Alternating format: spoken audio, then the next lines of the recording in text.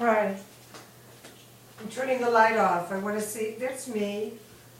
That's me. Oh, here. I'm wearing a Forgive the Way You'd Like to Be Forgiven shirt. Here, look. It's such a nice thing, actually. Forgive the way you'd like to be forgiven. And I'm going back into the business, by the way, if you want any. I'll let you know when. Let me tell you the story about Forgive the Way You'd Like to Be Forgiven. I had just gotten into AA, so that was 1983.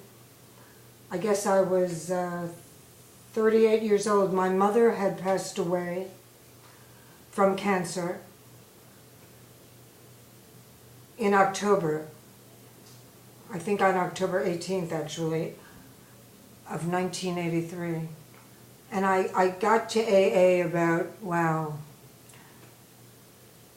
maybe a week later. I mean, that was the bottom for me. More on my mother later, but I got there. And anyway, more on AA later, but this particular story about Forgive the Way You'd Like to Be Forgiven, it was given to me as a lesson. I had this very, very great sponsor. Her name was Virginia Mailman, and she lived in a townhouse in Manhattan. And I was living in Manhattan.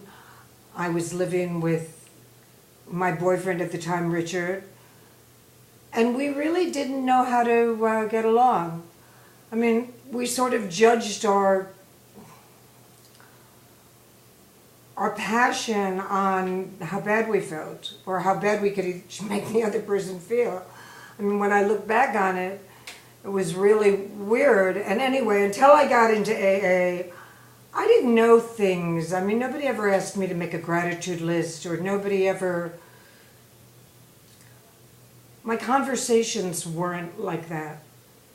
They weren't about forgiving. They weren't about growing. They weren't. I had read The Path Less Traveled, and when I read The Path Less Traveled, I got angry at Richard for not being on the path less traveled, or the road less traveled, rather. It was the road less traveled. It was great. And I'm reading it, and I'm getting angrier and angrier that he's not on the road less traveled, right? So there I was. I mean, I was blaming. You can't make happiness with that recipe, and that was the recipe I knew. So I was calling my sponsor one day and just probably fuming, bristling, raging, blaming, all the kind of things that A, aren't fun to do, and B, nobody wants to hear. And I was going on, and Virginia stopped me. And she didn't stop me, she let me go on, actually. But when I was stopped, she said, "Ellen, why don't you forgive the way you'd like to be forgiven?" Wow. Wow. Major paradigm change. Not so easy just to do it, but just to even open that drawer. Forgive the way you'd like to be forgiven. And when you hear some of the things that I did, and probably, well, no, but did, yeah, really did, so mean and angry and crusty. Forgive the way you'd like to be forgiven. So I made a shirt, because it was a lesson for me that was like my first, I think, my first that ever stopped me in my tracks, where I thought, wow, that sounds like a good idea.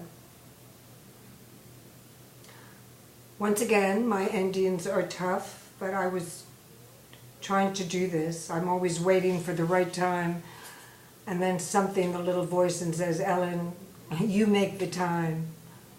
That's the time, and that's the right time. So I hope you enjoy meeting me, and I want to get to meet everybody that's meeting me. I want to be friends. Thank you.